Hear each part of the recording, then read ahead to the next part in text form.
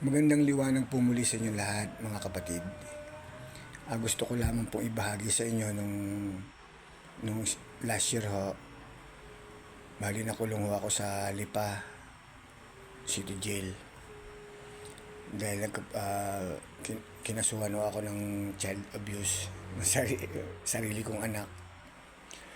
But anyway, hindi po yun yung topic ko dito. Yung gusto ko pong ipaalam sa inyo. Sa Lipa, Batangas po, napakawawalang yapo ng mga pulis. Siguro hindi naman lahat, pero yung pulis kong na-experience doon, yung ang apelido niya ay Ibarra. Yata siya, Ilonggo.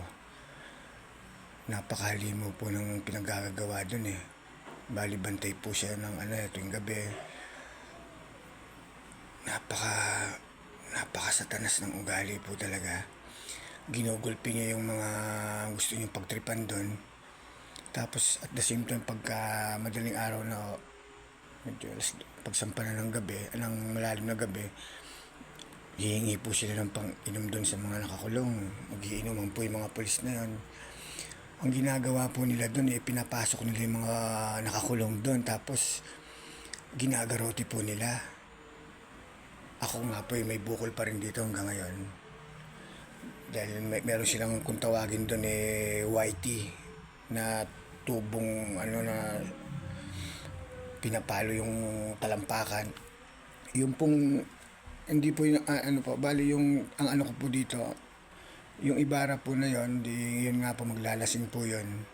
Tapos po papadapain po lahat ng madaling araw po yun ha. Pag nalasing na siya, gagawin niyang katatawanan yung mga nakakulong. Pagtitripan niya. Sila nung gabing yun na experience ko, 3 sila eh. Pero madalas yung Ibarra talaga siya talaga yung doon, kulang na lang sungay eh. Siya yung nagbibenta po ng sigarilyo doon, 50 pesos isa. Tapos pag schedule po na iinom siya ng madaling araw, ang gagawin niya po, kikikilan niya yung mga nakakulong doon. Hawak niya po kasi doon yung mga yung mayor tsaka yung sekretary, yung mayor pangalan po noon Alsalte. Ayan, yung sekretary si anong pangalan ba nung basta nakalimutan ko po. Yun. Ang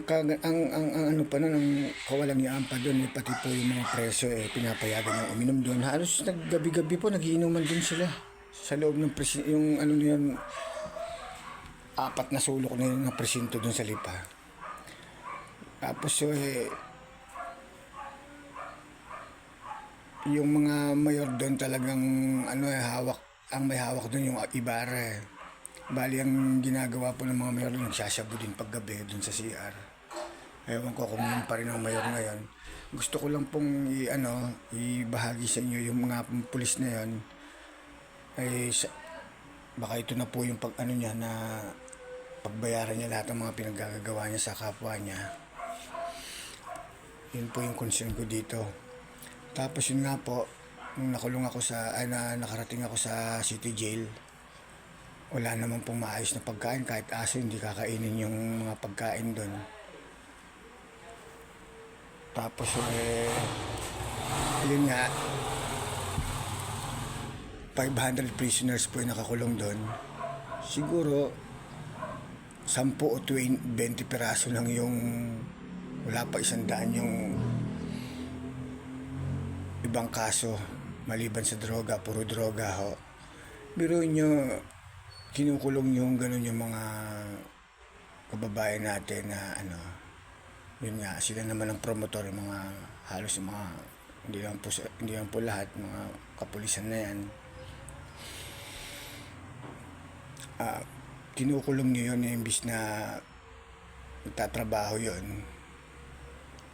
Mga taxes nun sa Lipa pa lang po yun ha. Imagine sa buong Pilipinas po, kaya biruin nyo, napakarami nakakulong dahil lang sa hold up na yan.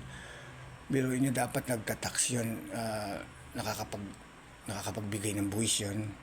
Libo-libo po yun. Biruin nyo, sinasahin nyo yung dahil lang sa sarili nyong kapakanan.